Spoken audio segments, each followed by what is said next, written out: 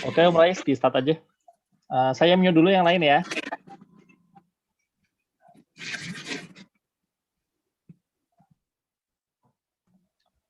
Oke, selamat malam. Kita mulai saja.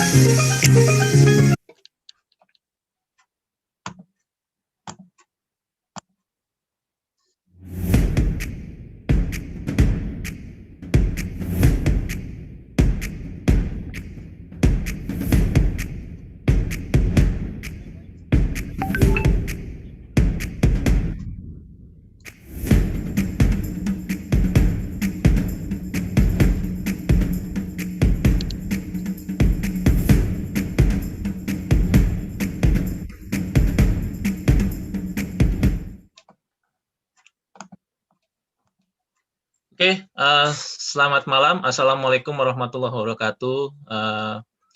Selamat datang di prank yang ke-23.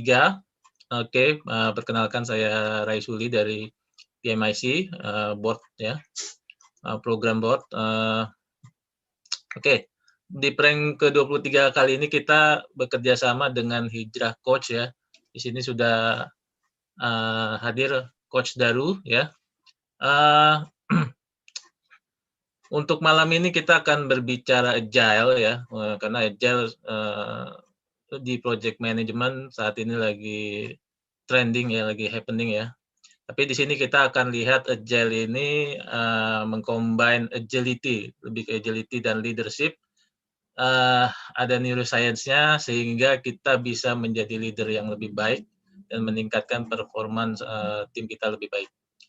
Di sini ada Coach Daru ya. Beliau adalah founder dan CEO dari Hijrah Coach ya. Mungkin ini sekilas dari profil Coach Daru ya. Daru Dewayanto, founder CEO dari Master Coach Hijrah Coach ya. Beliau juga sudah banyak penghargaan yang dia dapat ya. Mulai terpilih sebagai 100 terbaik global coach leader di 2017, 2018, dan 2019. Top Business Award di 2016 dan 2017 dari IBF. Sudah mentrain ya dan mensertified lebih dari 1.000 coach ya dan practitioner, melakukan coaching, facilitating ada lebih dari 1.000 perusahaan ya dari seluruh beberapa negara di dunia ya. Mungkin sekilas dari profil dari Coach Daru di sini. Nanti mungkin akan dijelaskan lebih lanjut oleh Coach Daru. Oke, saya lanjut lagi. Untuk ground rule-nya di prank ya seperti biasa ya. Kita akan mute ya video dan suara ya. Kalau nanti ada pertanyaan di chat aja, di chat box ya, nanti kita akan bacakan. Kemungkinan setelah present dari Coach Daru ya. Tapi kalau Coach Daru nanti mau menjawab pertanyaannya di chat box langsung ya silakan. Nanti certificate akan kita kirimkan untuk partisipan yang member ya. Ini karena akan untuk yang PDU ya, ini khusus untuk yang member PMI Indonesia chapter gitu ya. Oke, session ini akan di-upload di broadcast di YouTube kita ya, di link YouTube kita nanti akan kita share di linknya di chat box untuk link YouTube kita, karena kita keterbatasan tempat, hanya untuk 100 slot di sini ya, partisipan ya. Jadi yang nggak bisa hadir bisa lihat di YouTube kita. Oke, happy learning, enjoy ya semuanya. Oke. Mungkin saya serahkan ke Coach Daru ya untuk selanjutnya untuk materinya. Silakan Coach Daru. Baik, teman-teman, bismillah. Assalamualaikum warahmatullahi wabarakatuh. Waalaikumsalam warahmatullahi wabarakatuh. Apa kabar teman-teman? Ini malam-malam pada keliaran di sini. Istirahat. Pulang kerja sama teman-teman, sama keluarga gitu loh. Gak apa-apa ya, kita belajar hari ini, kita sharing-sharing hari ini. Semoga sharing-sharing hari ini bermanfaat buat teman-teman sekalian. Teman-teman, topik malam ini adalah kita fokus, kita zoom in. Ya, dari Agile, kita zoom in ke mindset-nya. Kenapa kok mindset-nya? Ya, kita bahas hari ini. Saya akan bawa beberapa hasil research dan metodologi. Namun memang hari ini kita zoom in ke mindset-nya, dan ketika kita bicara mindset berhubungan dengan neuroscience. Artinya apa itu?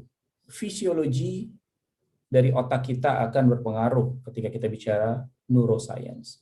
Nggak cuma fisiologinya saja, nggak cuma fisiknya saja, tapi di situ ada chemical-nya. Apa itu chemical yang dapat mempengaruhi agility-nya, teman-teman? Bahkan nanti kita juga coba bahas sedikit, specifically di bagian mana dari otak manusia yang akan berpengaruh kepada teman-teman untuk bisa being agile, atau mungkin scope yang lebih luas, being an entrepreneur, menjadi seorang entrepreneur itu di mana sih bagian otaknya. Dan ketika teman-teman ada masalah, ada tantangan, ada konflik, reaksi otak mana yang terlebih dahulu teman-teman akan akses?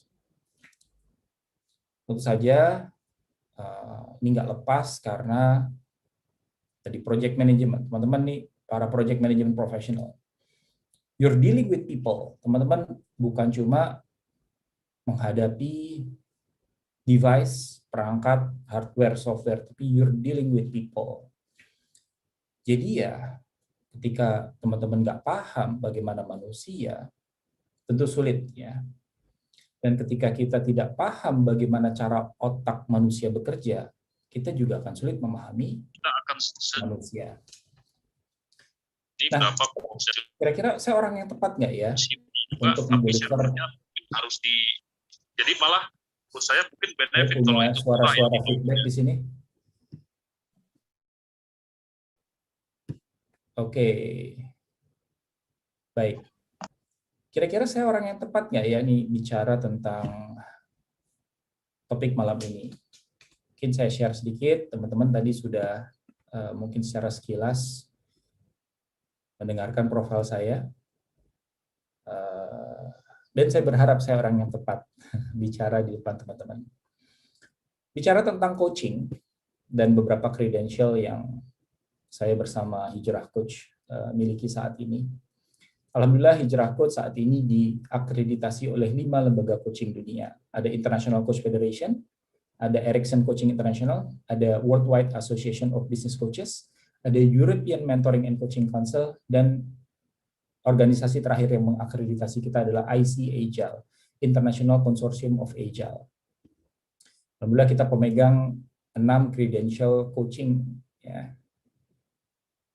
Dan kita juga memiliki akreditasi untuk mencetak para professional coach dan professional applied neuroscience. Jadi saat ini kita pemegang 5 certification, international certification program. Ada yang di coaching based on ICF, International Coach Federation. Ada juga kami adalah pemegang akreditasi untuk mencetak applied neuroscience practitioner. Kita eksklusif, Hijrah Coach eksklusif di beberapa negara, termasuk di Indonesia dan negara-negara di mana kita berada. Dan kami punya certification-nya untuk mencetak para international certified coach. Dan akreditasi kita juga kita pegang salah satunya dari IC Agile. Kita insya Allah akan memiliki program ICP ACC, International Certified Professional Agile Certified Coach dari IC Agile. Dan kita punya 2 certification khusus untuk menjadi seorang professional coach. Jadi mudah-mudahan dengan credential ini, teman-teman, saya bisa mendeliver value kepada Anda hari ini. Yang malam-malam pulang kerja, mestinya bubuk-bubuk ringan, atau mungkin masih di jalan nih ya. Tapi kita stay tune di sini. Alhamdulillah Hijrah Coach saat ini kita ada 19 firma. Jadi Hijrah Coach sekarang mengembangkan diri dengan firm-based company. We are firm-based company. Saat ini kita ada 19 firma dalam naungan Hijrah Coach, perusahaan dalam naungan Hijrah Coach, coaching firm dalam naungan Hijrah Coach, ada 90 eksklusif associate business coach, dan alhamdulillah sudah ada 1.000 para graduate professional program sebagai professional coach, professional agile coach, dan professional applied neuroscience practitioner di 4 negara, Indonesia, Hong Kong, Qatar, dan Australia. Baik, itu sekilas tentang Hijrah Coach. Nah, teman-teman, kita sekarang share sedikit tentang agile yang saya yakin banyak di antara teman-teman sudah familiar dengan istilah agile. Tapi kita recap sedikit ya, kita kembali ke foundation-nya sedikit, karena journey-nya supaya utuh, nanti ke neuroscience ini konteksnya kemana. Oke, what is business agility? Business agility, ya, based on scaled agile adalah kemampuan ya untuk bisa compete dan strive, berkompetisi dan bertumbuh. Jadi bukan cuma berkompetisi asal berkompetisi, dari kompetisi itu bertumbuh. Khususnya di digital era, in the digital age, by quickly responding to the market change and emerging opportunities. Nah, di sini teman-teman ada konteks yang memang berhubungan dengan apa yang kita bahas hari ini. Kenapa itu? Jadi being agile itu bukan asal cepet-cepetan, bukan asal beradaptasi, tapi ada orientasinya, ada direction-nya, ada tujuannya. Untuk apa? Bisa compete and strive di digital era, di era yang sekarang. Nah, ini juga perlu kita garis bawahi, di era yang sekarang, bukan era yang kemarin, era yang sekarang, digital era. Dan untuk apa? Untuk merespon perubahan pasar yang cepat dan ada opportunity yang baru. Nah, jadi kita mungkin sudah familiar dengan konteks agile atau business agility. Konteksnya ini. Oke. Nah, namun ada yang menarik nih. Saya ingin quotes dari Mick Kersten ya. Jadi kata Mick Kersten bahwa perusahaan yang ya, punya masalah, atau kita bilang mungkin menuju kepada masalah dan mungkin bisa menuju kepada kegagalan, adalah bukan orang-orang perusahaan organisasi yang tidak paham mereka harus transform, tidak paham, bukan. Mereka paham mereka harus berubah, mereka paham mereka harus transformasi, mereka paham mereka harus agile istilahnya udah paham nih ya.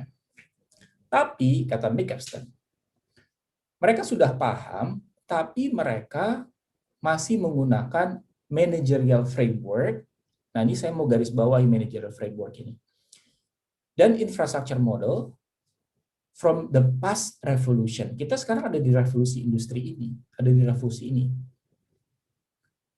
Tapi organisasi yang sekarang merasa butuh untuk transformasi masih pakai satu managerial framework. Di sini nanti kita bahas ada apa itu? Ada mindset di sini. Tapi frameworknya, including bukan cuma SOP, bukan cuma mungkin teman-teman sekarang sudah pakai Scrum, pakai Design Sprint, pakai Kanban, tapi ada mindset di sini. Dan infrastructure model yang dari revolusi industri yang sebelumnya. Oke, sampai sini oke ya. Sampai sini berarti oke kalau gitu. Ada 2 yang harus kita perhatikan. Ada infrastrukturnya, ya, ada managerial framework-nya. Kenapa sih saya pakai skill agile? Karena Izra Coach, alhamdulillah kami adalah salah satu practitioner menggunakan skill agile. Nah, jadi saya pinjam sedikit nih framework-nya skill agile. Ya, ini framework-nya skill agile. Ada enterprise, tapi saya nggak jualan skill agile di sini. Ada enterprise solution, ya ada agile delivery, ada timnya juga, ada lean product, ada organization agility, dan ada continuous learning. Dan ada prinsip dari leadership yang lean dan agile. Nah, tapi yang saya mau highlight di sini, ini customer ada di tengah, customer centricity, customer centric, customer orientation ada di tengah. Yang tadi itu matching dengan apa yang disampaikan dengan konteks business agility. Customer-nya di tengah. Customer di tengah. Oke.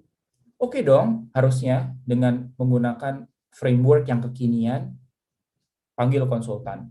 Saya butuh framework. Oke dong, mestinya ya. Tapi kita lihat mungkin apa yang terjadi di lapangan. Apa yang terjadi setelah kita menggunakan framework. Ya, saya punya check up sedikit nih. Kita health check dulu. Teman-teman, kita health check ya. Bersedia nggak nih interaktif dengan saya? Bersedia nggak? Bersedia, Coach. Siap, Coach. Oke, Siap. coba ya. Teman-teman, coba dilihat chat box-nya, lalu dibuka link-nya. Kita masuk ke link ini. Lalu teman-teman akan masuk ke sini. Ya, teman-teman akan masuk ke sini. Lalu teman-teman coba login, tinggal tulis nama. Lalu teman-teman masuk ke voting yang saya coba buka. Ini adalah hanya sekedar beberapa pertanyaan yang nanti saya punya research yang besarnya. Coba teman-teman voting deh di sini. Ya. Sebagai agile leader, teman-teman tuh merasa bagaimana saat ini? What do you feel? Teman-teman ada di mana? Ya. Oke, silakan. Saya berikan waktu sekitar 3 menit untuk kita bersama-sama teman-teman voting. Boleh loh baca tuh klik none of the above. Artinya teman-teman tidak merasakan hal itu terjadi. Boleh loh. Oke, silakan. 2 menit lagi. Oke. Masih ini boleh lebih dari 1 ya. Sorry, by the way, boleh lebih dari 1. Jadi boleh klik lebih dari 1, boleh milih lebih dari 1.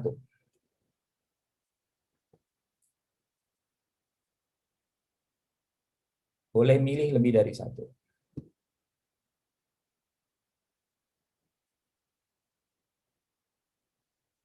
Silakan. 1 menit lagi ya, 1 menit lagi.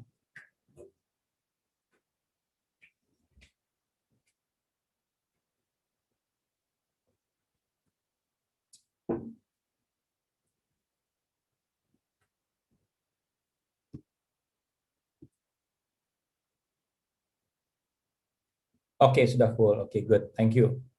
Jadi kita lihat yuk snapshot-nya. 36% dari teman-teman mengatakan budaya di perusahaan Anda masih berbenturan dengan nilai-nilai agile. 40% dari Anda, teman-teman sekalian, sedikit pengalaman dan pengetahuan tentang agile methodology. Oke, baik. Oke, thank you teman-teman yang sudah berpartisipasi. Nah, teman-teman, apa yang teman-teman baru saja tuliskan sebenarnya bukan hal baru buat para agile practitioner di luar sana atau di beberapa negara at least yang kami ikuti ya, Agile Coach ikuti. Saya coba share hasil research-nya. Mungkin teman-teman juga sudah pernah lihat research ini. Dari 50.000 tim, dari 1.000 company mengatakan bahwa perusahaan masih berbenturan dengan nilai atau value agile. Itu 63% yang mengatakan dari 50.000 orang. Masih kurangnya pemahaman tentang agile methodology atau methods. 47%. Tadi kita berapa? Tadi kita 40%. Jadi 36% ya. Lack of management support. Masih ada support dari manajemen yang mungkin belum 100%. Masih ada resistance of change itu 43%. Masih ada apa itu, teman-teman? Pemahaman atas metodologi, ada product owner, customer, ya. Kurangnya training. Ya. Kalau teman-teman lihat, masih ada di traditional development. Kalau teman-teman lihat, dari hasil survei ini, perhatikan hasil survei ini. Kira-kira pertanyaan besarnya, apakah ya tantangannya dalam mengadopsi Agile itu lebih besar di mindset-nya atau di action-nya? Tulis di chat box. Lebih besar, kalau teman-teman sedikit zoom in lagi, perhatikan lagi, pikirkan lagi, bayangkan lagi. Melihat hasil survei ini, tantangan terbesar untuk bisa mengadopsi Agile itu di mindset atau di action. Yuk, kita lihat ya. Gak ada yang action nih, mindset semua. Oh, oke. Good. Ada yang action, yes. Oke. Sekarang kita lanjutkan surveinya, research-nya. Sebelum saya lanjutkan, bahwa ada bagian yang terpenting dalam ekosistem Agile atau adopting new technology. Ada proses yang mesti kita perhatikan. Ada teknologi yang juga penting kita miliki. Tapi teman-teman, jangan lupa di sini ada people. Ada people. Apalagi teman-teman project manager ini dealingnya with people. Ya. Ada people di sini. Dan people adalah the owner of the mindset.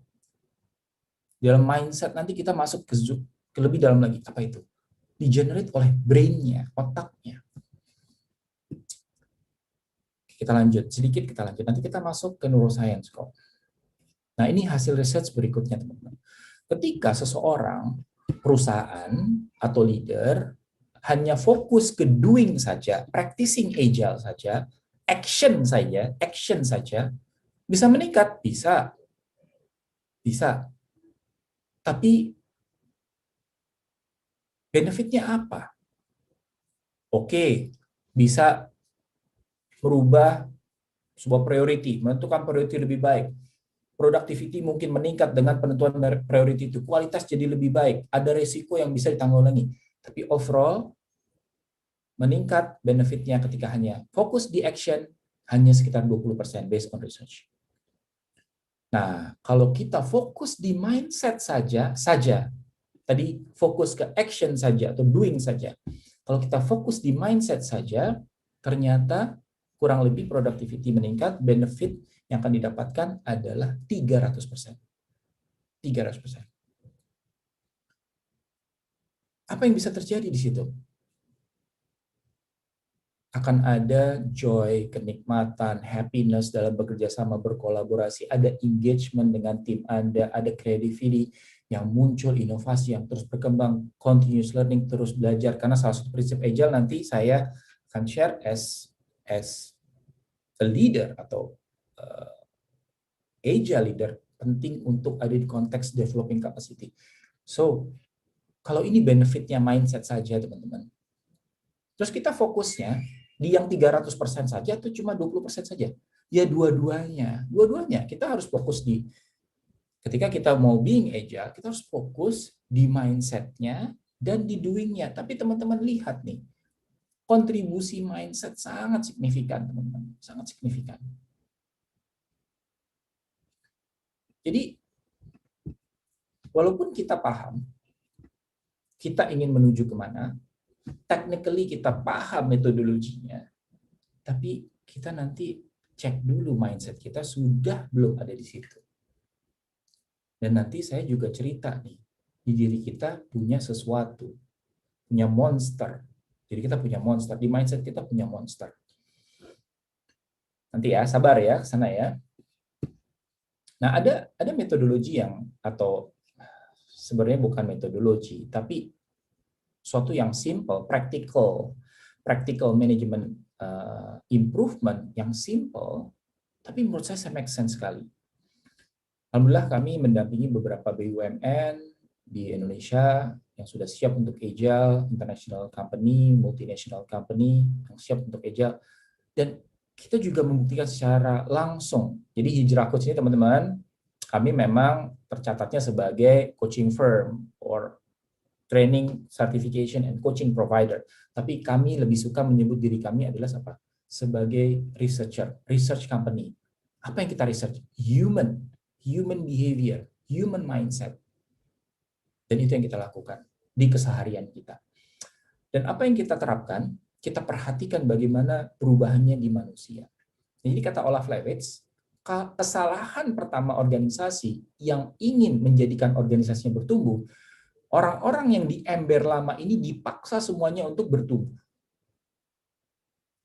Bayangkan teman-teman bekerja di sebuah perusahaan. Semua orang langsung di bahasa Jermannya. Ini pada paham bahasa Jerman nggak? Oke, saya kasih tahu bahasa Jermannya ya. Jadi istilahnya adalah digebyah uyah. Apa itu digebyah uyah? Ya gitu deh ya, dipukul rata semuanya di organisasi yang lama. Pindah semua ke Scrum, pakai Kanban semua. Berubah semua, ini harus pakai prioritas dan lain sebagainya. Dan ada unsur top down, ada unsur apa itu? Ya, bertentangan dengan prinsip agile karena pakai power. Ya, istilahnya pakai power. Dalam istilah structural dynamic adalah pakai power, communication with power. Nah, jadi semuanya itu diminta untuk berubah. Dan ini nggak berjalan, dan ini bisa jadi penggagal sebuah perubahan. Jadi apa kata Olaf Lewitz? Simple sebenarnya. Ciptakan ember yang baru, kolam yang baru, zona yang baru, dan bawa mereka orang-orang yang sudah siap untuk ada di zona agile, sudah siap untuk menjadi agile leader, pindah satu persatu. Jadi konsepnya simpel. Pindahkan satu persatu. Siapa yang pindah? Agile leader. Siapa itu agile leader? CEO. Iya, tapi bukan cuma CEO. Manager. Iya, tapi bukan cuma manager. Semua lini, semua posisi adalah sebagai agile leader. Berpindah satu persatu, atau kita bawa mereka untuk berpindah. Dan di sini teman-teman, mereka tidak akan mau berpindah kalau mereka tidak bisa manage mindset-nya untuk berpindah. Nah, ini kenapa perjalanannya menjadi sebuah perjalanan yang cukup menantang. Karena konsepnya adalah bagaimana kita membawa mereka satu persatu berpindah. Dan orang-orang yang sudah berpindah ini menjadi leader as role model. Nah, di mana sih leader as role model itu berada, teman-teman? Ya, nanti saya ke sini. Jadi, teman-teman, ada sebuah approach yang dilakukan oleh atau di-create oleh Greenleaf, ya, yang namanya servant leaders. Servant leaders itu apa? Servant leaders beberapa karakteristiknya adalah mereka sebagai servant leaders fokus ke building capacity, facilitate decision making, jauh dari center of action and center of attention, listen and give space, mendengarkan dan berikan ruang. Jadi ini adalah beberapa karakteristik yang perlu dimiliki oleh seorang agile leader yang mereka siap bertumbuh sebagai role model. Nah, sebagai agile leader berarti ketika kita melihat hierarki organisasi seperti ini, maka mekanisme delivery, ya, daily operation-nya seorang agile leader, piramidanya dibalik. Leadernya yang di bawah, membawa orang-orang yang di bawahnya untuk memberikan support dan bertumbuh dengan karakteristik yang empat ini. Dan kalau teman-teman ingin tahu apa sih konsep leader as role model atau leader as agile coach, itu ini, teman-teman. Oke. Jadi, teman-teman, perjalanan sebagai agile leader membutuhkan sebuah mindset yang sangat akan memberikan kontribusi kepada sukses dan tidaknya perusahaan menerapkan metodologi agile atau menjadi being agile. Ada sebuah framework kuadran yang di sini sebenarnya teman-teman berlaku di beberapa area kehidupan manusia. Bahwa kuadran ini digunakan juga oleh professional coach. Apa sih kuadran ini? Kuadran ini adalah Johari window, ya teman-teman. Johari window. Jadi terkadang kita as agile coach atau kita as leader atau agile leader, ada something missing di diri kita. Ini kita belum ketahui. Ada sesuatu yang kita belum sadari. Sesuatu yang kita sudah sadari namanya open area, dan orang lain sadari namanya open area. Dan di sini konteks orang lain bisa berupa mereka sebagai agile coach. Nah, atau mungkin juga konteksnya bisa juga Scrum Master. Nah, tapi konteksnya adalah orang lain. Orang lain mungkin mengetahui, diri kita mengetahui ada yang namanya open area. Nah, kenapa saya buka, saya pakai kuadran ini ya, dibicara tentang mindset. Karena mindset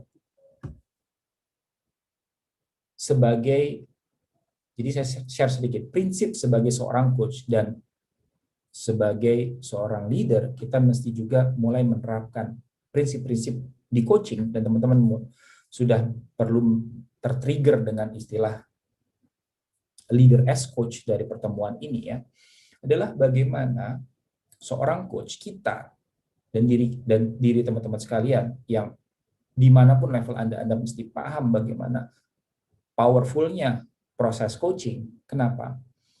Karena dalam proses coaching, pertama, filosofinya adalah kita percaya orang lain punya resource-nya.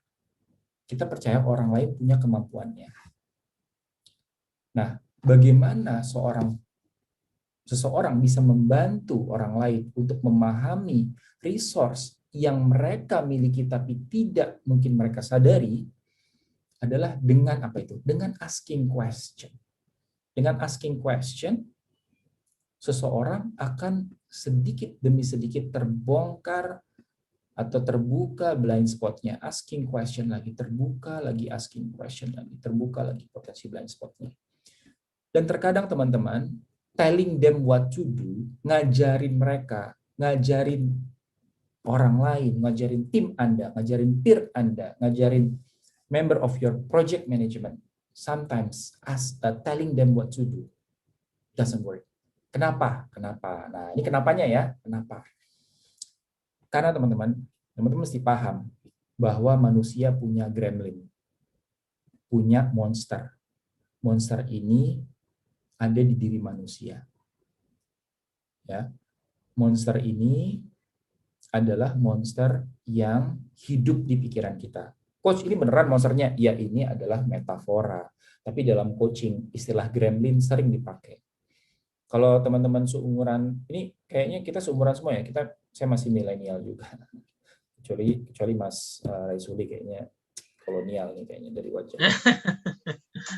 Kalau wajah sih lebih muda saya ya. Jadi kalau teman-teman dulu waktu kecil pernah tahu ada film namanya Gremlin, dia adalah monster yang tadinya cute, ya makhluknya cute, tapi ketika dia dikasih makan lebih dari jam 12 malam berubah menjadi monster seperti ini. Dan dia bisa menduplikasi diri dengan kalau kena air. Nah, teman-teman, apa sih maksudnya? Saya nggak sedang bicara horror story. Tapi dalam proses coaching, kita familiar dengan istilah gremlin. Gremlin itu apa? Gremlin itu adalah automatic negative perception, automatic negative thoughts, automatic negative thinking yang manusia generate.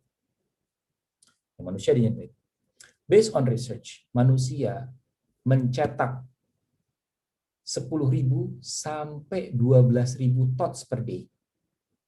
Pemikiran per hari. Berapa? 10.000 sampai 12.000. Jadi begini. 12.000 pemikiran per hari. Dan di situ mengandung decision making, mengandung perception, mengandung judgment. 12.000. Dan based on research, 80%-nya negative thoughts atau automatic negative thoughts. Jadi 80% dari pikiran manusia adalah negative thoughts. Contohnya bagaimana? Orang ini kayaknya susah bekerja sama saya nih. Lambat banget nih orang nih. Lambat banget nih. Kok kayaknya mukanya nggak enak ya kalau meeting sama gua ya. Itu ke orang lain. Ada nggak automatic negative thoughts ke diri kita sendiri? Ada. Kayaknya gua nggak bisa nih. Aduh, kayaknya gua nggak bisa. Gua nggak bisa. Nggak pekerjaan ini berat banget buat gua. Gua nggak mampu deh. Berat banget. Gua pasti gagal nih. Gua pasti gagal. Terlalu berat deh gua. Terlalu berat. Aduh, gue nggak percaya diri. Gue takut nih. Aduh, kenapa gue deg-degan terus ya kalau presentasi? Itu namanya self-automatic negative thoughts. Ada lagi yang lain nggak? Ada lagi.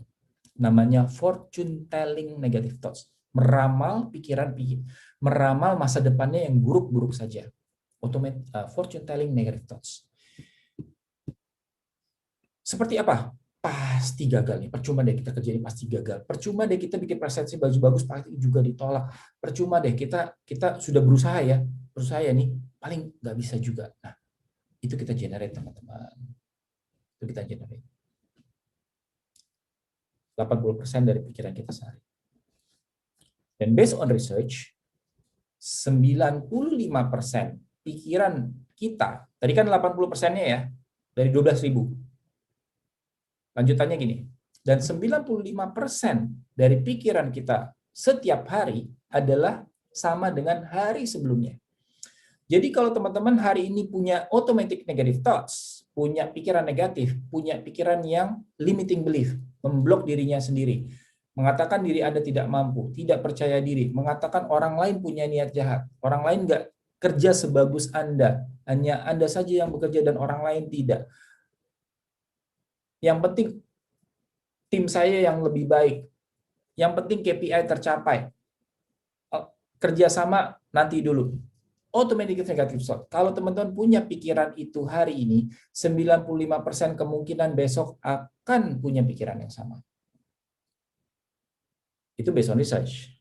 Saya nggak tahu Anda gimana. Mudah-mudahan teman-teman tidak seperti itu, tapi itu based on research. Terus gimana dong, Coach? Cara untuk menanggulanginya.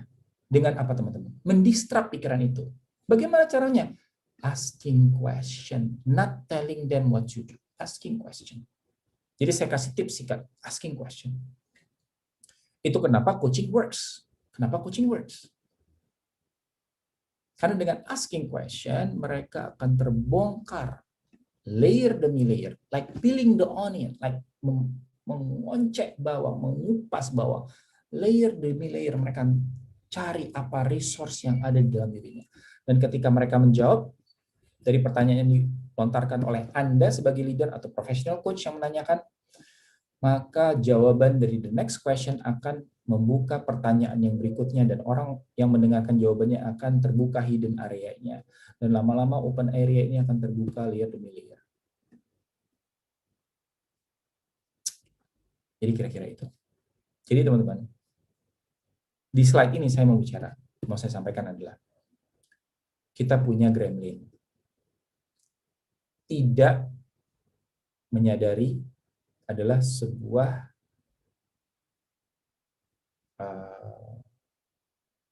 tantangan buat Anda. Kalau Anda tidak menyadari Anda punya gremlin. Itu yang pertama.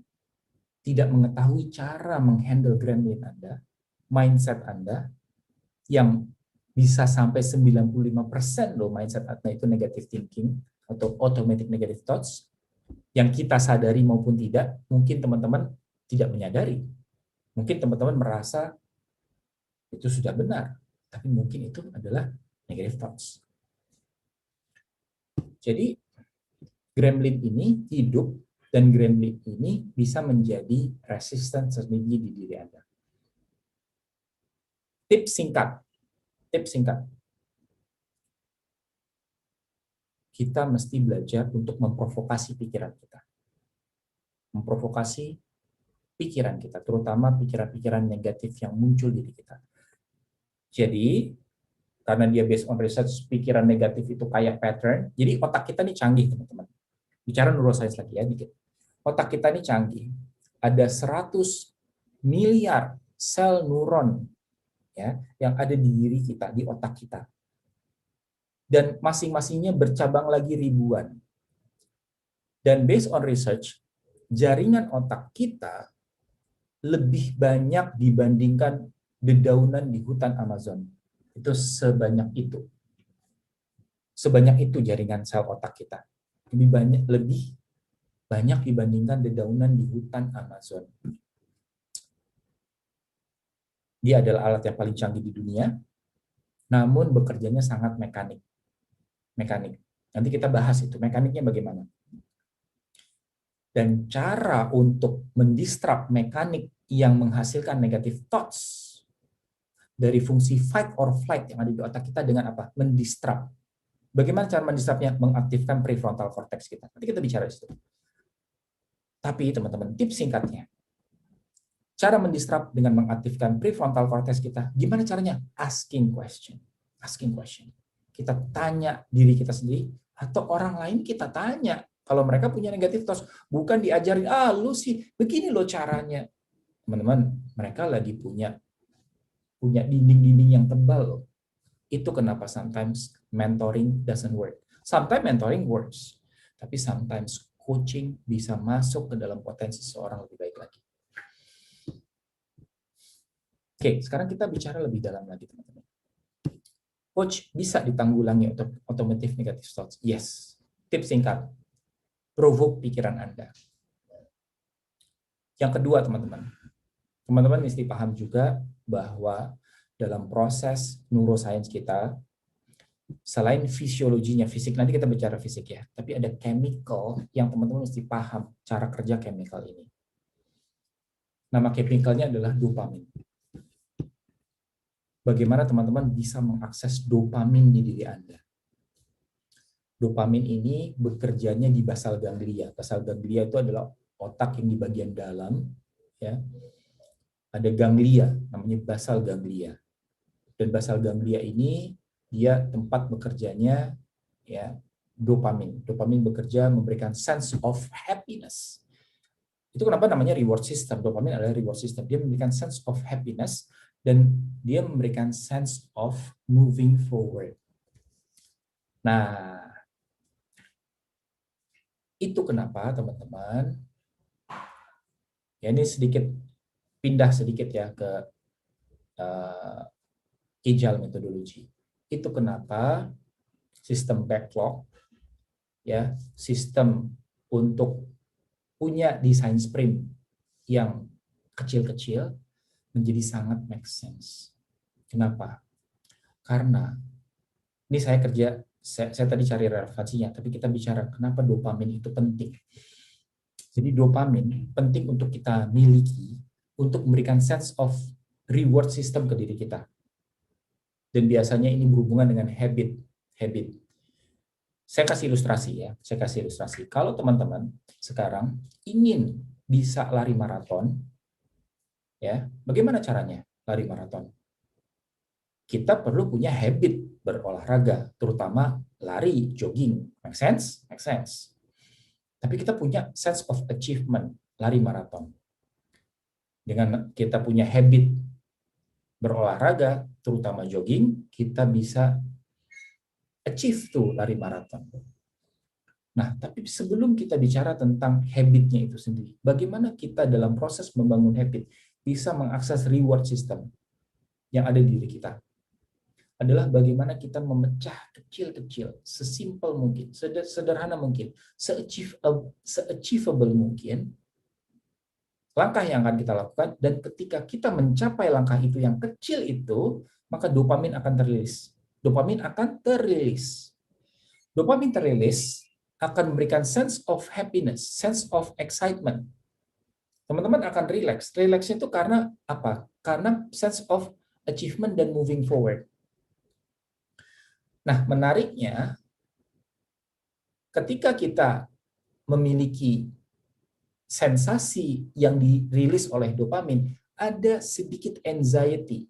Anxiety itu apa? Anxiety itu keresahan dalam diri kita. Dan based on research, CEO terkenal dunia, CEO sukses dunia, business owner sukses dunia, punya kecenderungan basal ganglianya, tadi tempat dopamin terilis, lebih aktif dibandingkan yang lainnya. Jadi memang teman-teman, orang yang nyantai, comfort zone, merasa dirinya baik-baik saja, itu sulit untuk berubah. Kenapa? Karena dia tidak punya sense of anxiety. Sense of anxiety di manusia ada sejak zaman nenek moyang kita. Sejak nenek moyang kita tidurnya bukan di dalam beton. Tidurnya di ruang terbuka, di atas pohon, di dalam gua, dan mereka harus punya sense of anxiety. Kenapa? Untuk melindungi dirinya sendiri. Untuk melindungi dirinya supaya tidak diserang binatang buas, suku barbar ya yang memakan manusia mungkin, dan hal yang mengganggu atau dapat mengancam kehidupannya dia. Nah, sense of anxiety ini ada dari dulu. Namun perjalanan, ini saya fast forward ke zaman sekarang, semua bisa diakses dari rumah Anda, dari diri Anda. Sometimes kita kehilangan sense of anxiety itu. Dan bahkan hidup kita sudah merasa nikmat, dan disitulah dopamin akan, kita butuh booster untuk bisa mengakses dopamin, karena diri kita tidak ada sense of anxiety. Oke, saya nggak mau bahas terlalu lama, karena ini topik yang berbeda ya. Topik tentang mungkin how to handle your growth mindset itu nanti berikutnya. Mudah-mudahan, insya Allah kalau ada waktu. Tapi teman-teman, dalam kita menjadi seorang agile leader, dopamin ini bekerja adalah chemical yang kita butuhkan. Sebuah neuromodulator yang kita butuhkan. Kenapa? Karena kita harus punya step by step, langkah-langkah simpel yang jelas, dan ketika kita mencapainya ada sense of happiness, sense of reward system yang terjadi di otak kita. Make sense? Coba di-recall deh.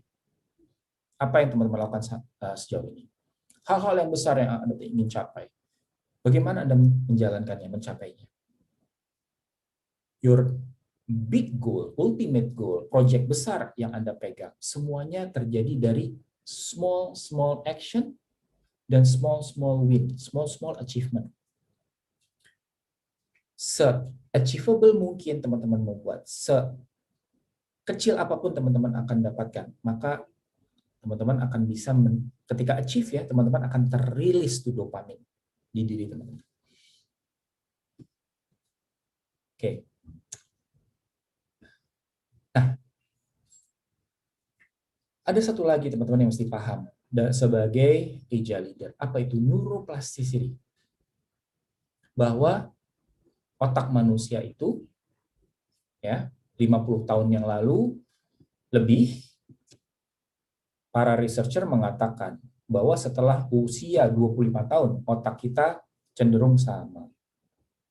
Otak kita tidak berubah secara capacity. Ternyata 50 tahun yang lalu ada seorang researcher namanya Marian Damon, ini agak ngeblur saya ini dulu. Marian Damon menemukan, diawali dengan research tentang tikus yang diberikan mainan, ya, otaknya lebih cepat berkembang atau lebih besar dibandingkan tikus, ya, tikus yang diberi makan setiap harinya, nggak olahraga. Tikus yang nggak olahraga, makan, dikasih makan, semuanya ada, ya, semuanya bisa dapatkan. Tikus itu otaknya tidak berkembang. Ketika tikus diberikan challenge, dikasih lari-larian, ya, dikasih yang muter-muter itu, dikasih olahraga, dikasih challenge, otaknya berkembang. Nah, jadi teman-teman, kita mesti paham bahwa challenge yang kita hadapi as agile leader adalah part of kita mempersiapkan diri kita untuk memiliki kekuatan, yaitu di bagian otak kita utamanya. Karena ada neuroplasticity, kemampuan kita untuk menghandle masalah, kemampuan kita untuk problem solving, kemampuan kita untuk dealing with difficult people, difficult project, difficult team. Kemampuan itu membesarkan kita loh. At least dari otak Anda. Tapi masalahnya mindset-nya, Apakah di mindset yang positif? Bukan mindset yang oke, saya handle ini, tapi sambil tadi itu gremlinnya kebanyakan tuh. Nih orang tuh cuma buat manfaatin gue aja. Itu otaknya gede, tapi otaknya isinya pikiran-pikiran negatif nanti. Make sense? Nah, jadi neuroplasticity adalah bagaimana otak kita bisa semakin kuat dan berkembang karena kita latih, karena kita tempa, karena kita biarkan mereka olahraga, karena dikasih challenge, disuruh baca, disuruh belajar setiap hari. Termasuk belajar dari kehidupan sehari-hari, dealing with people, dealing with project, dealing with achievement. Ya. Nah, ada cara yang paling efektif untuk kita mengakses neuroplasticity kita. Ini banyak istilah-istilah sains, nggak apa-apa ya. Nggak perlu dihafalin istilah-istilahnya. Yang penting teman-teman mendapatkan manfaatnya dan bagaimana cara menggunakannya. Itu saja. Nggak penting itu teman-teman istilah-istilah itu dihafalin, nggak penting. Yang penting teman-teman paham cara menggunakannya. Nah, bagaimana ketika kita ingin membuat otak kita terus berkembang? Kita punya style sendiri nih teman-teman. Kita punya style sendiri, kita punya kecenderungan sendiri-sendiri. Kita punya cara kecenderungan sendiri-sendiri. Dan itu based on apa? Based on, nama istilah lagi ya, based on neuro pathway. Jadi otak kita yang tadi selnya banyak, itu punya akses kemana-mana, punya jalur kemana-mana, ke organ-organ tertentu. Akses-akses ke organ-organ tertentu tersebut namanya adalah neuro pathway. Kalau kita di SPECT scan, ya, kita di scan otak kita minum cairan yang ada radiasinya untuk mengetahui bagaimana aliran darah kita ke otak, namanya SPECT scan, single proton emission computerized topography. Kita akan tahu otak kita tuh akan cenderung dominan ke area mana, mana yang lebih bersinar-sinar, ya, artinya aliran darahnya lebih deras ke sana. Nah, jadi ada konsep yang namanya neurodominance. Bagaimana bagian diri manusia, kita sebagai manusia, itu punya kecenderungan dominans ke otak tertentu, ke bagian otak tertentu. Konsep ini dikembangkan oleh partner kami yang namanya My Brain. Dia My Brain ya, yang kami eksklusif di beberapa negara memiliki metodologi untuk mengetahui di mana otak dominans manusia dari sisi kombinasi fisiologi dan psikologi. Jadi metodologi ini adalah pertama dan satu-satunya di dunia metode yang bisa mengkombinasi fisik otak dan psikologi otak jadi satu, menjadi namanya neuromatrix atau ya yang dinamakan sebagai My Brain Indicator of Neurological Dominance. Nah, ini saya share sedikit, ini profil saya nih, ini profil otak saya. Ini ada bagian otak depan, frontal lobes. Di sini ada otak bagian kanan, otak bagian kiri, right hemisphere, left hemisphere, dan otak bagian bawah atau lower brain. Ada beberapa organ di masing-masing kelompok otak ini, tapi kita tidak perlu go into detail. Yang mau saya sharing adalah saya, Anda semua, tim Anda, semua yang teman-teman hadiri setiap harinya, punya kecenderungan otak dominan tertentu. Punya kecenderungan otak dominan tertentu. Kecenderungan otak dominan saya adalah merupakan kuadran kombinasi dari frontal lobes dengan otak kanan, namanya dominant spontaneous. Dan otak depan, frontal lobes, dan bagian kiri namanya reasoning. Ini di bagian profesional tempat saya bekerja. Saya juga punya profil di bagian kehidupan sehari-hari. Kita bahasin dulu. Jadi, dengan kita mengetahui dominans otak manusia, dominans otak kita jadi mengetahui strength. Strength saya adalah memiliki kemampuan untuk berpikir besar. Jadi prefrontal cortex saya sangat aktif. Dan tidak semua seperti saya. Teman-teman punya keunikannya masing-masing nih ya. Saya tampilkan ini sebagai contoh bahwa proses profiling, brain profiling yang Hijrah Coach miliki, dan hampir semua klien kami, coaching klien kami, leadership program kami lakukan profiling. Tujuannya apa? Untuk mengetahui bagian strength dari otak kita. Strength itu di bagian mana? Dan ini bukan tentang gini, aduh mana yang lebih bagus, mana yang lebih jelek ya, saya kalau gini salah, saya kalau gini enggak. Ini adalah untuk mengetahui di mana kita saat ini, dan untuk kita mengetahui di mana strength kita, dan bagian mana potential blind spot-nya. Jadi kita lihat yang prosentasenya kecil ini bukan sebagai kelemahan, tapi potential blind spot. Dan potential blind spot ini kalau tidak diantisipasi, bisa terjadi apa? Tadi tuh gremlin muncul. Gremlinnya muncul. Blind spot muncul. Blind spot muncul. Jadi teman-teman mesti tahu di mana otak dominans Anda. teman-teman mesti tahu di mana strength Anda. Teman-teman mesti tahu bagaimana menghadapi blind spot-nya teman-teman. Teman-teman mesti tahu, ya, kira-kira dengan mengetahui diri Anda sendiri, teman-teman juga mesti mengetahui orang lain. Bagaimana orang lain memiliki cara kecenderungan bekerja otaknya.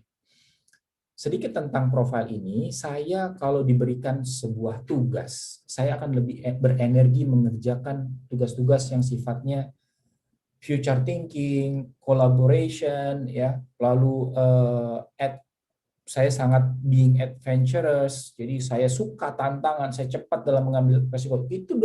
Itu kecenderungan saya. Saya juga di dominance reasoning, saya punya kecenderungan untuk berpikir secara logika, rasional, fact based, fakta based on fakta. Saya suka dalam menganalisa. Nah, teman-teman bisa jadi punya kombinasi brain dominance yang berbeda.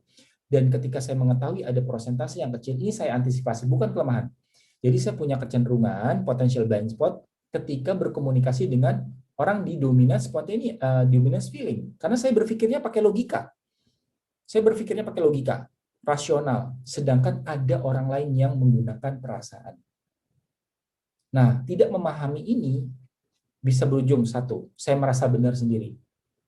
Ini gue nih, ini gue. Ya ini ya gue, ya terima aja gue begini. Enggak, no.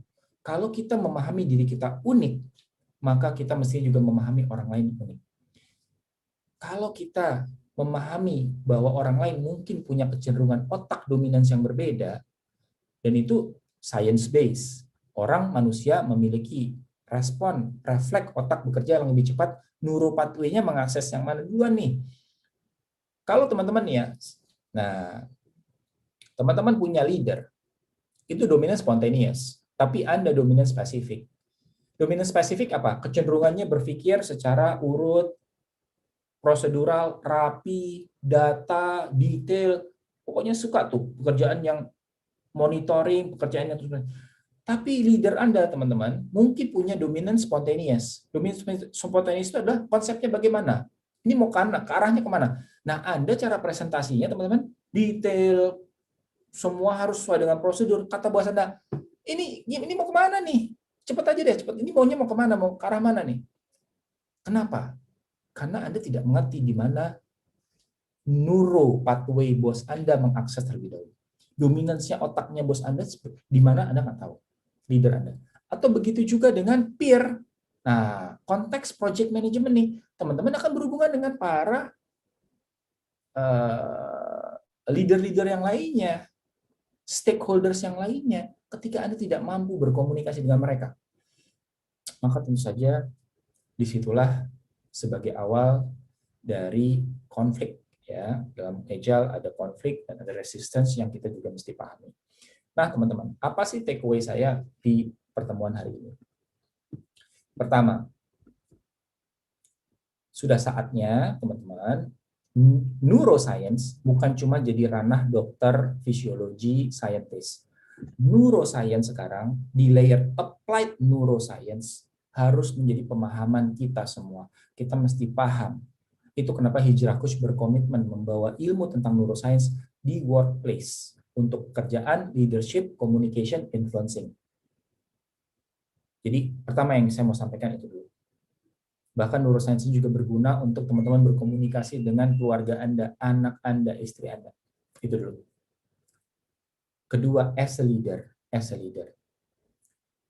Sudah saatnya teman-teman, bukan cuma ya, teman-teman fokus kepada bagaimana cara Anda mendeliver, tapi cara Anda berkomunikasi dan influencing.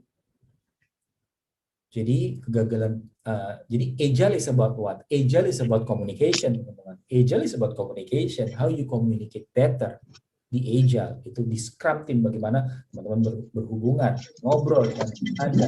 Bagaimana teman-teman mungkin di sini banyak yang sebagai Scrum Master atau bahkan agile coach, bagaimana membangkitkan komunikasi yang lebih baik ya di within the Scrum team atau cross Scrum team. Ya. Communication. Jadi saatnya teman-teman bisa berkomunikasi dan bisa memahami bagaimana menginfluence orang lebih baik. Dan yang ketiga teman-teman, adalah tentang bagaimana dengan memahami tentang neuroscience, Anda bisa menaklukkan gremlin-gremlin yang ada di diri kita, mengendalikan mindset kita untuk selalu berpikir positif. Mungkin itu saja dari saya. Silakan kembali ke MC kondang kita. Kondangan. Oke, terima kasih. Luar biasa. Beruntung ya malam ini kita kehadiran dengan Coach Daru. Sangat beruntung, materinya nggak ngebosenin, nggak ngantuk, dan sangat sesuai ya dengan... Itu yang nggak nyalain kamera kan pada tidur itu. Nggak nyalain kamera aja, mereka tidur itu.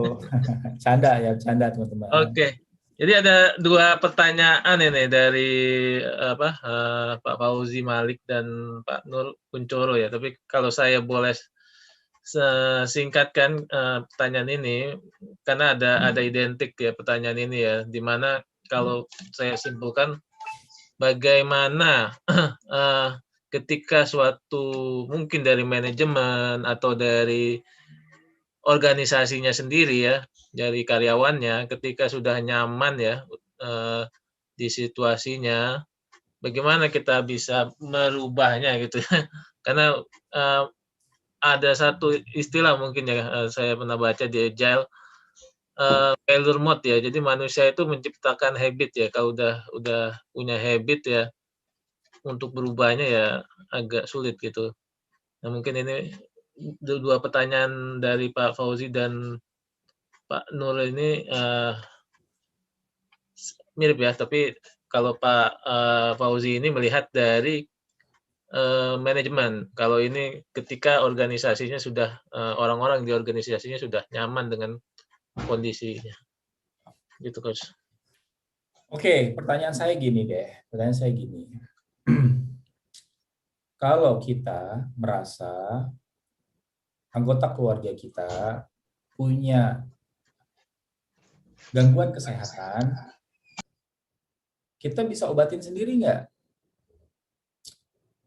Kalau memang penyakitnya itu penyakit yang kita bisa obati sendiri, berat nih, yuk kita obati sendiri.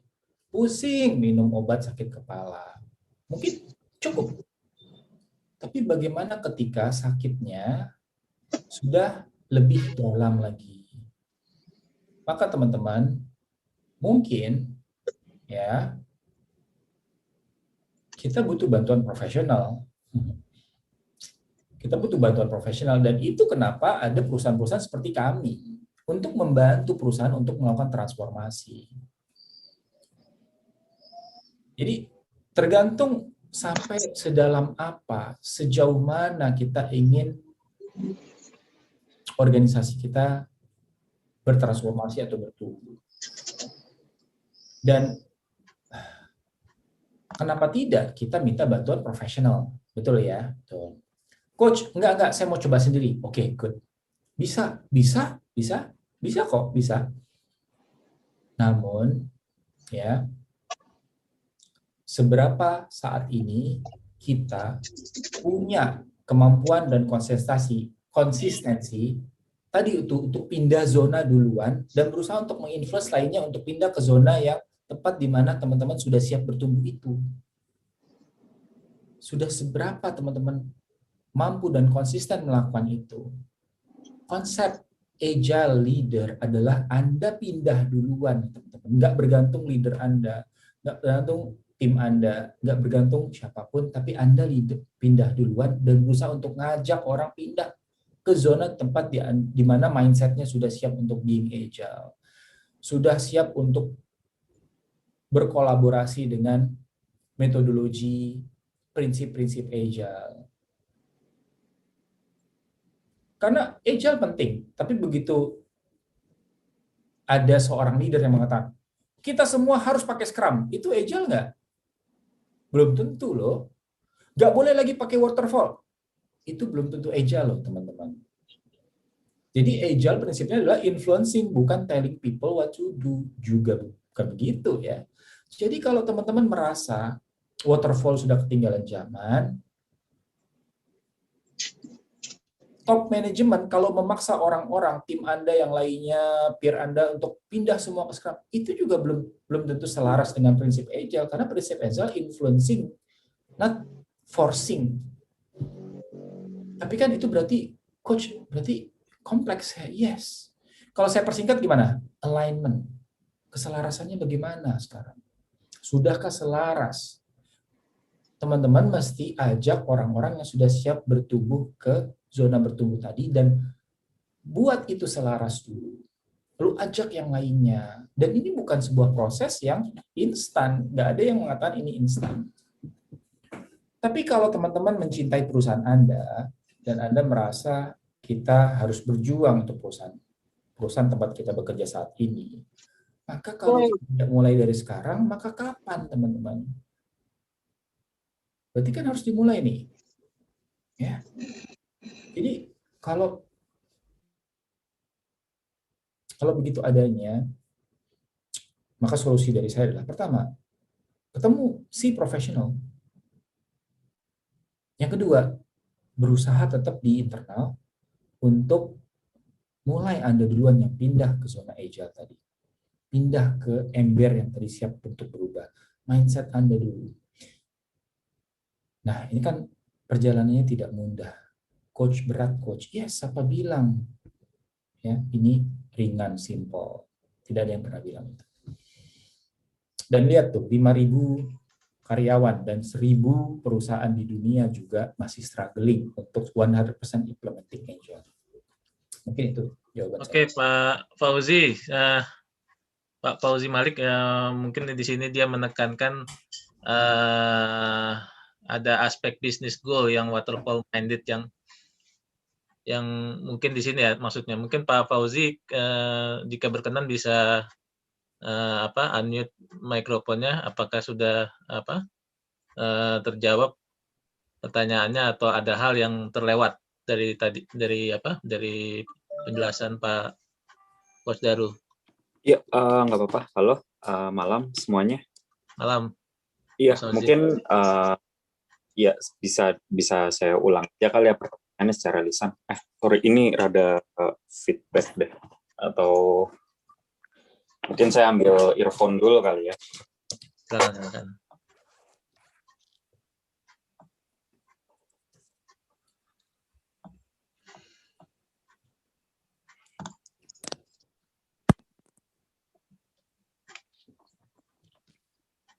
Halo, tes semuanya? Ya. Iya. Jadi tadi yang penjelasan di awal, ini masih ada feedback sih sebenarnya. Oke. Saya nggak tahu juga dari mana. Kalau di sini sih di saya nggak ada sih, lumayan clear. Aman ya, oke. Aman. Iya, jadi pertama mungkin aligning benar tadi tujuannya kemana sih perusahaannya. Misalkan saya kan bekerja di perusahaan software engineering ya, jadi memang banyak development di sisi aplikasi seperti itu. Nah, di sisi para engineer-nya gitu, kita ditekankan untuk applying agile, dan manajemen pun mereka menggadang diri mereka kalau ini we are working in an agile way gitu. Tapi ketika mereka meng-set goal mereka gitu, mereka lebih mereka ingin ada suatu kepastian yang menurut saya itu lebih ke arah berpikir yang waterfall gitu kan. Ini mungkin bukan perkara agile yang benar lalu waterfall yang salah, tapi saya ngelihatnya ada inkonsistensi aja gitu. Ketika mereka ke bawah menekankan approach yang agile, tapi di sisi atasnya mereka ingin semuanya diprediksi gitu, seperti waterfall. Nah, ini bagaimana alignment-nya, dari komunikasinya mungkin seperti apa, seperti itu yang efektif. Mungkin itu sih. Ya, dan research tadi relevan kan ya, kalau kita fokus ke doing-nya saja, transfer semua, oke, nurut semuanya, kita pindah ke Scrum misalnya. Itu maksimum benefit paling cuma 20%. Justru mindset-nya nih, ada di mana sebenarnya mindset kita sebagai agile leader. Berarti sudah seberapa jauh kita melihat value dari Agile, bahkan sudah seberapa paham kita tentang Agile, filosofi tentang Agile, prinsip Agile. Dan I'm guilty, saya bersalah, saya juga bersalah nih ya. Kenapa? Sejak paham metodologi Agile, saya dalam tanda kutip forcing tim di Hijrah Coach untuk semua pakai metodologi Agile, pakai tools Agile. Itu pun ternyata setelah saya go deeper, saya belajar lagi lebih lanjut tentang Agile, saya melanggar prinsip Agile di situ. Karena saya forcing. Jadi tool satu, berubah dari waterfall ke Scrum satu, tapi mindsetnya sudah pada align belum ya di perusahaan itu? Dan itu mungkin yang utama yang perlu dilakukan sebelum memutuskan mana practical tools yang akan digunakan. Itu sih dari saya. Oke. Gimana Mas Fauzi? Kita lanjut ke sudah menjawab ya? Iya, boleh lanjut ke pertanyaan berikutnya. Ya. Terima kasih. Terima kasih. Ya. Oke. Kita lanjut nih. Ada pertanyaan dari Pak Prastiwo ya, Pak Prastiwo Anggoro. Jadi ini mengenai hubungan antara membentuk mindset ya dengan tingkat pendidikan, apakah ada pengaruhnya sebesar apa gitu di sini? Berapa lama dibutuhkan untuk membentuk mindset dan apa efek atau impact pengaruh dari pendidikan? Pendidikan ini tidak harus gelar ya. Jadi kita jangan confuse education with title. Education nggak ada hubungannya dengan title. Kita bisa belajar dan kita bisa lebih paham tentang Agile dibandingkan PhD, dibandingkan master. Jadi don't confuse education with atau knowledge with title, dengan gelar. Ya, kalau saya rubah kata-katanya dengan apakah tingkat knowledge yang kita harus perhatikan, bukan tingkat pendidikan, bukan gelar. Nah, itu kita memang kita butuh paham tentang Agile. Kalau memang mereka belum paham, prinsip dari atau framework dari Agile Coach kan, seorang leader yang merupakan Agile Coach, dia harus bisa melakukan coaching, mentoring, training, dan facilitating. Ya, jadi kalau memang belum paham tentang mindset, educating mereka untuk paham mindsetnya. Mindsetnya seperti apa harus dieducate. Setelah dieducate mungkin di-mentoring, didampingin. Lalu mungkin ketika sudah semakin lama, mungkin butuh di-coaching dan di-facilitating. Jadi mungkin seperti itu. Berapa lama? Tidak ada yang bisa memastikan itu. Ya, tidak ada. Berapa lama, seberapa efektivitasnya, semua akan tergantung ke environment teman-teman bekerja. Dan masing-masing orang. Dari mana tuh masing-masing orang? Dari mindsetnya tadi. Ada orang yang cerdas, tapi mindsetnya reject. Ya dia nggak akan bisa bekerja sama atau bisa punya metodologi yang akan align dengan yang lainnya. Jadi itu sangat bergantung ya. Jadi ini teman-teman mungkin when we're dealing with people, nggak ada tuh yang ilmu pasti, karena manusia unik, manusia berbeda-beda, manusia punya mindset yang kita tidak bisa kontrol. Tapi itu ada seninya, ada artnya. Oke, mungkin itu. Oke, menurut saya sudah cukup clear tadi ya penjelasan dari Coach Daru. Ya, jadi pertanyaan dari Mas Arief Prasetyo, jadi bagaimana tim leader tidak punya waktu cukup untuk memahami karakteristik personality masing-masing orang? Ini cukup ini juga ya, bertentangan juga. Karena agile itu ya dealing with people tadi. Mungkin Coach Daru bisa menjelaskan lebih. Nah, agile leader itu berangkat dari diri sendiri, teman-teman. Jadi teman-teman yang mungkin perlu jadi role model.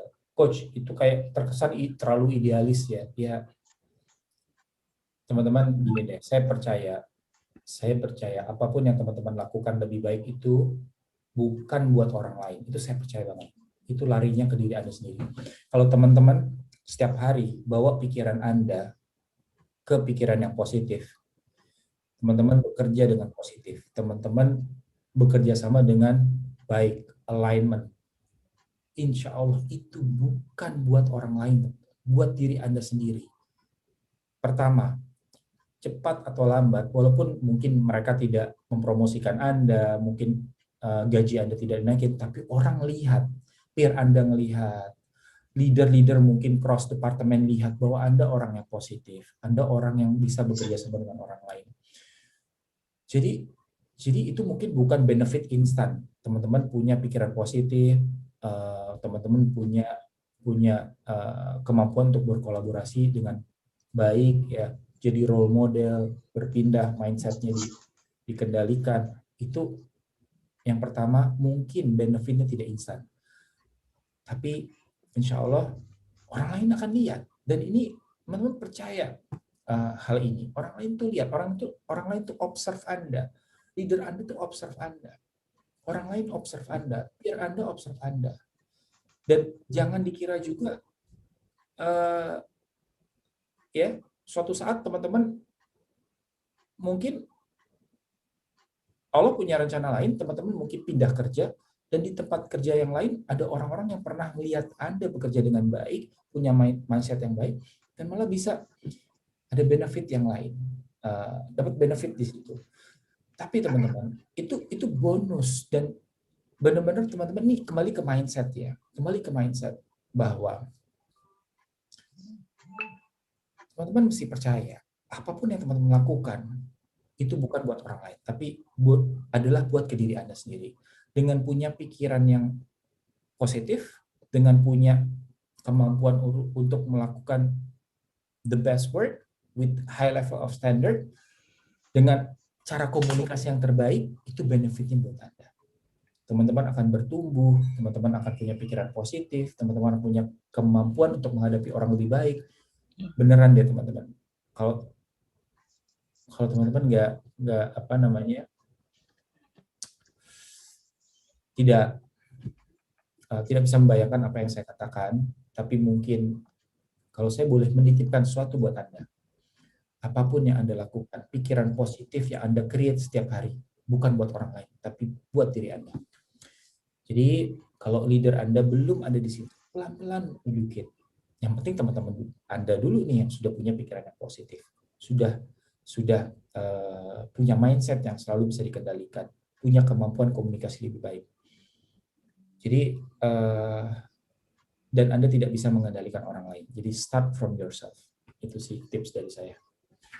Oke, makin bertambah pertanyaannya, tapi kita akan batasi kali ya. Mungkin sampai terakhir dari Christina Turia ya. Tapi saya akan satu-satu dulu. Di atas ada Mas Wahyu, apa kabar Mas Wahyu? Sehat-sehat ya?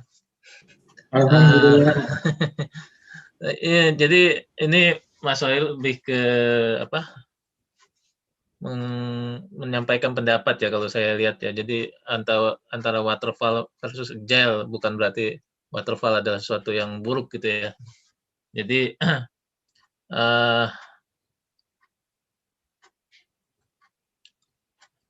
jadi kalau saya baca di sini, dengan adanya orang bicara agile di sana sini seolah waterfall ini sesuatu yang salah, padahal menurut saya nggak begitu, betul.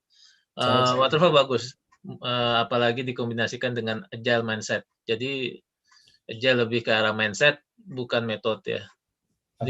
Oke. Kalau saya melihatnya, saya setuju bahwa tidak ada yang 100% terbaik. Jadi kita harus punya kemampuan untuk istilahnya dancing. Jadi teman-teman, di satu titik kita membutuhkan waterfall. Di satu titik kita membutuhkan scrum, kita butuhkan ban. Jadi prinsipnya gini. Prinsipnya adalah bagaimana teman-teman memahami kebutuhan untuk bisa mencapai common objective. Common objective-nya apa? Tujuan utamanya apa? Tujuan bersamanya apa? Mindset-nya bagaimana untuk mencapai tujuan bersama tersebut. Yang berikutnya adalah tentukan practical tools-nya. Nah, practical tools ini juga bisa bermacam-macam. Bisa dikombinasi, bisa pakai salah satu. Jadi, saya setuju beberapa pilihan kata bahwa menurut saya tidak sepenuhnya salah ya waterfall, menurut saya, based on my experience. Tapi di satu titik dibutuhkan, mungkin itu mungkin menjadi pilihan yang terbaik. Namun, bukan tentang saya sekarang ya mengharuskan teman-teman pakai apa atau pakai Scrum atau waterfall atau apapun itu. Teman-teman yang mesti menentukan sendiri. Oke, kita masih ada empat pertanyaan lagi. Mungkin kita kunci sampai di sini karena waktu terbatas juga ya. Sampai mungkin pertanyaan berikutnya adalah dari Mas Haryadi ya.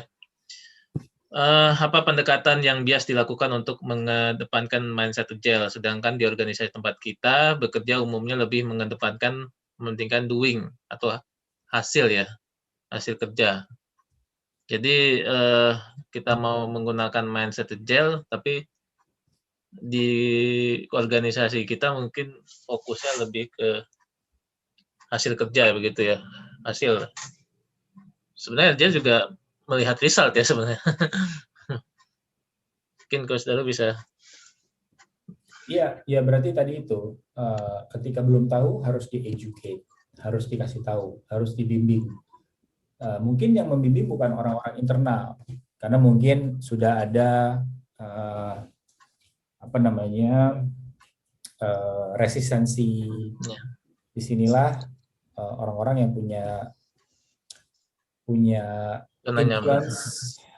influence kepada stakeholder, bisa menyampaikan bahwa we need professional people untuk membantu kita.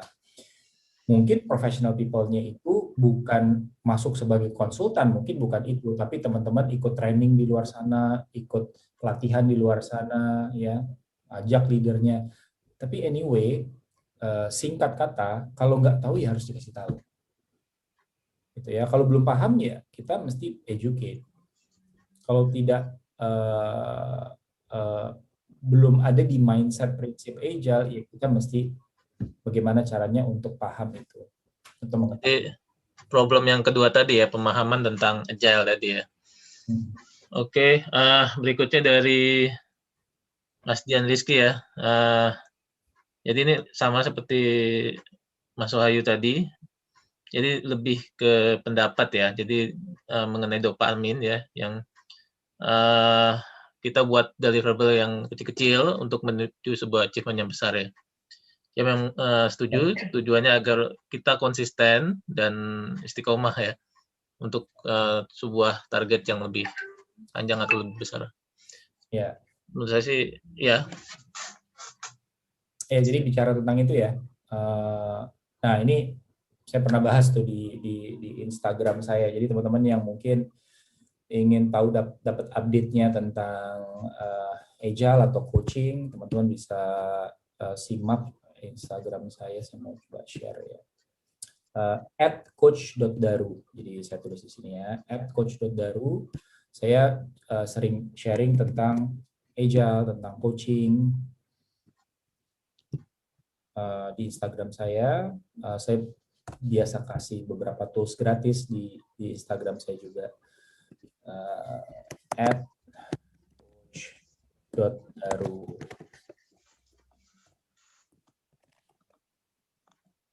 Nah, jadi yang saya pernah share di Instagram saya adalah menarik. Jadi dopamin itu terilis ketika kita punya sense of achievement. Nah, sense of achievement ini artinya kita harus manage. Kita harus manage. Nah, ini kan menarik. Ini sebenarnya inline dengan Scrum kan ya. Anyway, saya nggak mau bahas toolsnya. Tapi kita dengan kita menentukan sekecil apapun langkah yang kita ingin capai, ketika langkah itu kita lakukan, maka dopamin akan terrilis.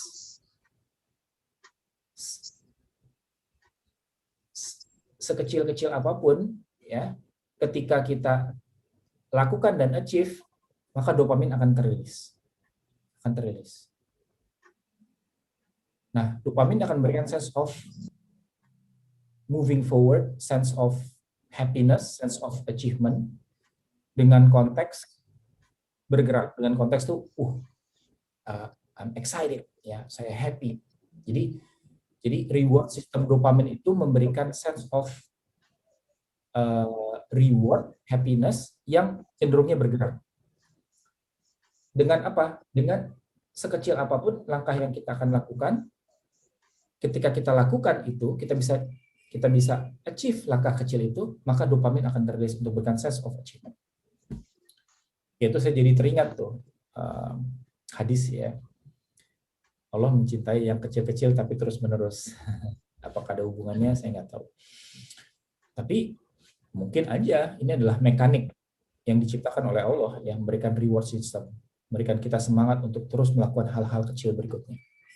Nah, yang menarik apalagi? Dopamin itu bisa overflow. Dopamin itu kita bisa, wah happy banget, itu overflow. Ketika dopamin ini overflow, kita happy banget dengan achievement yang besar misalnya, kita happy banget. Dopamin itu menjadikan kita happy banget. Dengan excitement-nya kita itu, action berikutnya, ini berhati-hati nih. Karena mungkin kita punya level dopamin yang sudah dosisnya ketinggian. Bagaimana cara meriset? Based on research, cara merisetnya apa? Dengan merilis serotonin. Jadi ada chemical lagi namanya serotonin. Serotonin itu adalah reward system chemical yang berikutnya. Cara mengaksesnya bagaimana? Cara merilis serotonin bagaimana? Dengan bersyukur. Salah satunya ya, dengan bersyukur. Dengan gratitude, dengan bersyukur. Dengan kita bersyukur, jadi kita merilis serotonin. Serotonin memberikan sense of reward system berikutnya dengan cara apa? Dengan cara meriset dan memberikan sense of reward system dan meriset level dopamin sehingga kita punya semangat untuk melakukan hal yang berikutnya. Jadi bagaimana praktisnya? In practice bagaimana? In practice setelah teman-teman action dan tercapai, teman-teman happy kan? Dopamin reward sistemnya Anda muncul. Lalu berhenti sejenak. Berhenti sejenak dan konsep reward system serotonin ini general ya, universal. Tapi tentu saja di semua agama mengajarkan perlu bersyukur. Lalu setelah kita achieve satu apapun, bahkan sekecil apapun, kita berhenti sejenak, kita bersyukur. Ternyata dengan kita bersyukur tentang apa yang kita melakukan, yang kita sudah capai, kita sudah berhasil untuk melakukan, terilis itu serotonin. Terilis serotonin yang memberikan sense of energy kita melakukan hal berikutnya di hari berikutnya atau di fase berikutnya. Ini juga matching sebenarnya dengan ada ayat, ya walaupun semua agama mengajarkan bersyukur, tapi ada ayat ketika kita bersyukur maka Allah akan tambahkan. Mungkin salah satunya diberikan sense of semangat untuk terus bertambah. Jadi kira-kira itu ya, dopamin adalah suatu yang perlu kita akses terus, memberikan sense of moving forward. Kira-kira begitu. Oke, berikutnya ini EQ, masalah emosional ya, di sebagai agile leader seberapa ini ya pentingnya atau requirement-nya, persyaratannya sebagai apakah harus mempunyai EQ yang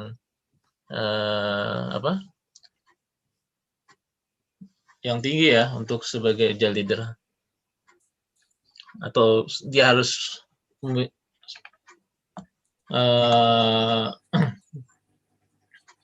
memenuhi dulu baru bisa menjadi agile leader dengan EQ tersebut.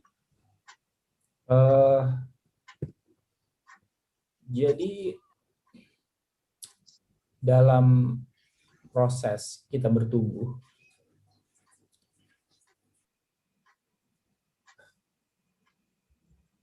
kecerdasan kita dari sisi emosional, intelligence, spiritual, dan lain sebagainya akan terus meningkat level demi level. Dan di sini teman-teman ada yang nanya ke saya, coach, apakah sebagai seorang coach itu harus orang yang sudah menjadi leader yang baik dulu baru menjadi seorang coach? Jawaban saya adalah justru dengan kita belajar coaching, insya Allah kita bisa menjadi leader yang lebih baik atau bahkan menjadi orang yang lebih baik. Jadi gunakan kemampuan coaching untuk menjadi leader yang lebih baik atau orang yang lebih baik, bukan harus baik dulu baru belajar coaching. Begitu juga filosofi yang sama kan di semua area. Bukan berarti kita nih harus kita harus punya mindset atau kita harus sebagai jadi agile leader tuh kita harus punya IQ yang baik dulu. Itu semua beriringan. Malah justru ketika kita paham filosofi agile, kita practicing agile mindset dulu, kita berusaha untuk meningkatkan mindset yang positif hari, maka IQ kita juga menaikkan level demi level. So, itu sih menurut saya. Oke, ternyata banyak yang respon, tapi mungkin kita persingkat aja karena yang di Ibu ya. Mungkin bisa kalau ada yang tidak terjawab bisa mungkin nanti bertanya di DM saya ya. DM siap. Ya mungkin yang seperti saya janjikan tadi, ini yang terakhir ya dari Mbak Christina Gloria ya. Jadi kalau saya tidak salah tangkap di sini pertanyaannya, salah satu wrong mindset tentang agile yang saya temukan adalah kecenderungan untuk rushing things atau memilih shortcut ya tanpa planning yang benar gitu ya. Jadi mungkin mindset agile-nya dikira agile ya tiba-tiba bisa tidak berubah seperti itu ya. Kalau saya tidak salah tangkap dari pertanyaan, silakan Mbak Christina kalau misalnya ada mau yang dikoreksi di pertanyaan ini. Kalau saya tangkapnya gitu. Jadi mungkin tanpa planning lah gitu agile. Mungkin ini masalah pemahaman agile-nya lagi ya coach ya. Ya, jadi salah satu wrong mindset tentang agile yang saya temukan adalah kecenderungan memiliki rushing things, buru-buru dan shortcut, ambil jalan pintas without appropriate planning. Itu yang Mbak Christina alami ya langsung. Bagaimana point of view saya? Jadi shortcutnya dan buru-burunya di bagian mana? Apakah di bagian dealing with people-nya? Kalau dealing with people-nya itu tidak ada yang shortcut memang. Jadi saya setuju kalau dealing with people. Contoh misalnya ya, ada tim atau stakeholders yang belum align dengan kita belum selaras dengan kita di filosofi atau prinsip-prinsip agile. Maka shortcutnya bagaimana? Shortcutnya ya pakai forcing. Udahlah, begini loh caranya, itu shortcut. Dan saya setuju, itu tidak selaras dengan prinsip agile. Artinya apa? Ya kita perlu ngobrol, kita perlu diskusi, kita perlu berbicara, kita perlu alignment, kita bangun. Jadi study case-nya Spotify, mereka punya kuadran high authority dan high alignment. Alignment memiliki peranan yang sangat tinggi di case-nya Spotify. Ya, jadi dia punya 4 kuadran. Low authority, low alignment, low authority, high authority, low alignment, high alignment itu jadi matriks. Kita berusaha untuk menjadi high alignment dan high authority. Jadi kalau memang itu yang dimaksud dengan shortcut, terkadang otoritas yang tinggi, otoritas yang rendah adalah controlling people what to do. Nah itu bisa jadi karena otoritinya belum ada di semuanya, tapi hanya ada di beberapa orang. Dan mungkin itu bisa jadi bagian yang kita perlu fixing, ya kita perlu align lagi, kita perlu perbaiki lagi. Dan memang proses itu penting dalam hal ini. Mudah-mudahan saya jawab nih. Mbak Christina. Konteksnya mudah-mudahan saya pas konteksnya karena Ya, konteksnya mungkin Mbak Christina. saya harapnya seperti itu. Kalau belum pas silakan di unmute aja mic-nya. Ada beberapa. Malam. Malam. Malam semuanya, malam Pak Coach Daru.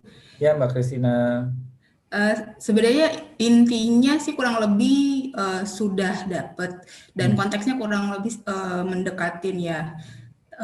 Dalam hal mungkin tadi Coach Daru point out-nya lebih ke dealing with people-nya, dan itu memang hal yang paling penting gitu, di dealing with people. Tapi pada saat eksekusi dirasa itu saya temukan bahwa kalau misalnya mau menerapkan agile itu ada wrong mindset di mana semuanya harus cepat tuh dimintanya harus kayak buru-buru gitu kan, jadi nggak ada proper planning lah gitu. Jadi pada saat eksekusinya juga merasa selalu harus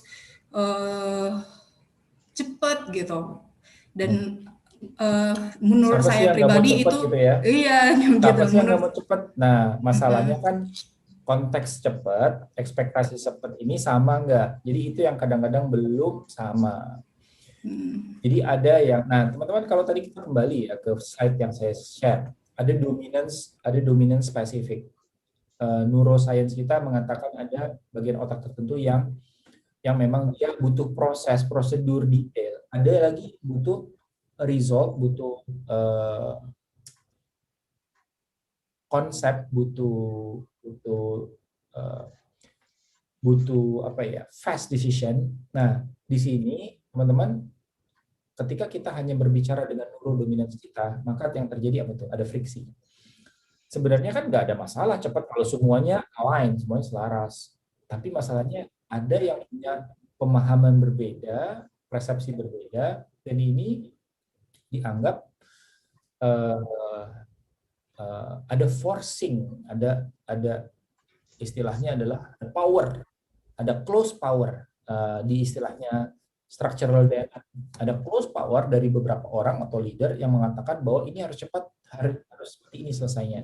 Nah disitulah tidak ada alignment berarti. Jadi kembali lagi, nggak apa-apa kalau semuanya pengen cepat, tapi masalahnya ada orang yang mungkin berharap cepat dan ada lagi yang memfokuskan kepada proses, misalnya seperti itu. Make sense ya?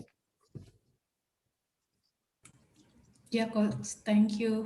Oke, mungkin itu yang terakhir penjelasannya. Aku bilang mungkin DM aja, ada dari Kang Ayi ya. Jadi ini Kang Ayi teman saya. Langsung aja nanti ini diskusinya karena kita terbatas waktu ya. Begitu ya. Iya. Halo Kang Ayi, mungkin bisa di-unmute. Kang Ayi 95 ya. Kang Ayi ini. Dua-duanya senior saya ini. Assalamualaikum, Coach. Jadi ya kalau Kang Ayi, Waalaikumsalam warahmatullahi wabarakatuh. Dari malu aku. Ya kalau ini menanyakan apa ada improvement nggak gitu kan? Nah. Kalau ini lah japri aja Kang Ayi. Ya. Makin kinclong aja ini kayaknya Coach. Oke, ada. Emang kita panci kinclong. Oke, lanjut. Kang Ayi mah japri aja Kang Ayi. Ya lanjut Coach. Ya. Atau nanti di slide-nya ada link ya, ada website atau yang bisa dihubungi ke Hijrah Coach, atau follow aja Instagramnya Coach Daru. Saya udah follow kok, jadi followernya bagus-bagus ininya. Nanti dari Instagram ini nanti ada Instagramnya Hijrah Coach juga di profil saya, sudah websitenya juga, jadi lari kemana-mana. Insta story-nya saya sering lihat itu, Coach Daru, bagus-bagus. Mungkin kita akhiri ya sesi malam ini, karena kalau diterusin nggak bakal habis-habis ini. Karena menarik banget materinya dan Coach Darwinya juga oke banget ini pembawakannya. Seperti biasa mungkin sebelum kita selesai kita ini dulu ya, foto dulu ya, bisa dibuka videonya. Mungkin Mas David bisa bantu kali ya. Iya. Untuk layar chatnya tolong di hold dulu ya, karena muncul terus pada waktu mau screen capture. Tema ada chat baru. Oke, saya kasih waktu 10 detik untuk buka kameranya. Kayaknya gimana nih kayaknya nih? Ya bebas. Oh ya, bebas aja. Kayak punggung. Bebas dong. Oke, saya mulai capture ya. Gini.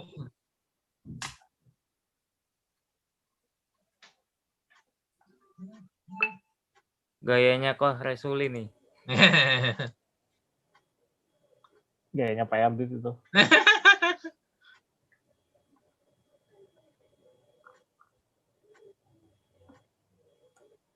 Wih, Kang Ai, tembem banget Kang Ai. Masya Allah, pandemi. Akibat pandemi, Bos. Nggak bisa Iya. kemana-mana nih. Oke, Udah selesai ini capture-nya. dong kelihatan wajahnya dari tadi. Saya biar nggak ngantuk dari tadi, kayak dinyalain. Saya biarin sendiri ngomong pada matiin kamera, tega banget nih. Bandwidth. Oke, terima kasih Coach Daru. Oke, thank you teman-teman. Semoga sharingnya. bermanfaat ya. Semoga bisa menjadi amal jariah bagi Ya, Coach Daru. Terima kasih. Amin, Kalau ya Rabbal bermanfaat, Amin. itu semuanya datang dari Allah Subhanahu Wa Taala. Kalau ada kekurangan milik saya semata, mau dimaafkan ya. Mungkin saya undur diri. Terima kasih, Coach. Terima kasih. Saya kembalikan ke Mas Raisuli. Ya, terima kasih Coach. Warahmatullahi wabarakatuh. Terima kasih, Coach. Terima kasih semuanya sudah hadir. Sehat selalu. Terima kasih, Coach. Terima kasih teman-teman. Terima kasih Coach. Izin. Bertemu lagi. Insya Allah. Thank you Coach Daru. Sukses selalu.